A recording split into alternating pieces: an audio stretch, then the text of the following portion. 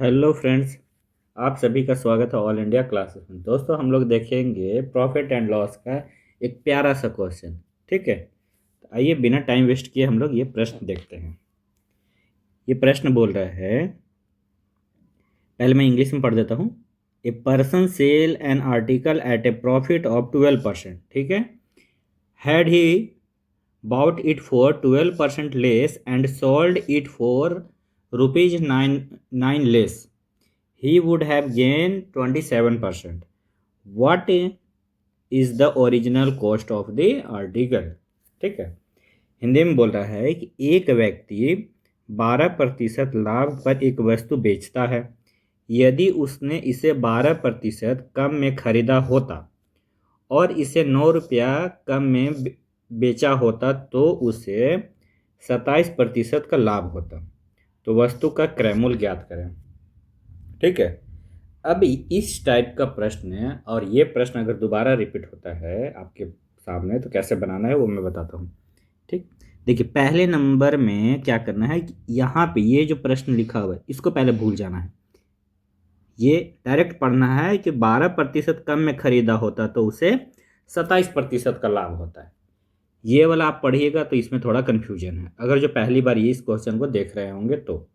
ठीक, तो चलिए मैं इसको आपको बना के बताता हूँ। ठीक है, अब देखिए क्या है सिनेरियो वो मैं बता दूँ। अगर कॉस्ट प्राइस 100 है। ठीक है, पहला कंडीशन बोल रहा है कि 12% का लाभ, यानी कि ये हुआ 12% का लाभ पहला में। ठीक है, दूसरा कंडीशन ये है दूसरा कंडीशन ये है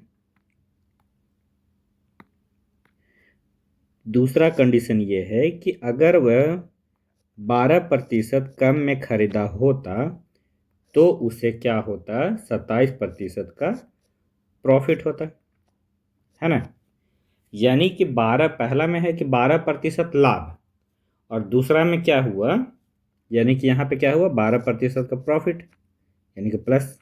ठीक, और ये क्या हुआ कि 12% कम में खरीदा और 27% का प्रॉफिट, यानी कि ओवरऑल इसमें कितना चेंज आया ये हम यहाँ से निकाल लेंगे। इस फॉर्मूला सबको पता होगा, ए प्लस बी प्लस ए गुने बी बाई 100।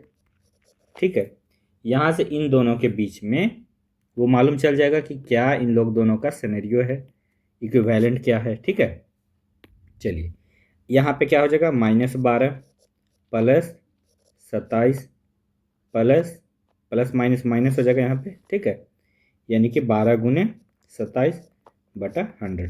ठीक, अब इसको हम लोग गुना कर देंगे, कितना हो जाएगा 12×7=84 और 12 दूनी कितना हो गया 24। 4 8 4 12 के दो हाथ में एक और ये 3, यानी कि 3.24 यहाँ पे और 12, यानी कि टोटल कितना हो गया 27 में से हम क्या कर देंगे 15, 12×3 15.24 क्या कर देंगे माइनस कर देंगे, है ना। तो ये कितना आ जाएगा, यहाँ पे ये 0 0 हो गया, यानी कि ये हो गया कितना 10 में से 4 गया, यह बचा कितना 6 7, यहाँ 9 बचा, 9 में से 2 गया कितना 7। ठीक है, ये कहाँ 6 6 में से 5 गया कितना 1, 6 यहाँ पे बचा ना, और 2 में से 1 गया 1, यानी कि ओवरऑल जो चेंजेज हुआ यहाँ पे वो 11.76% का है।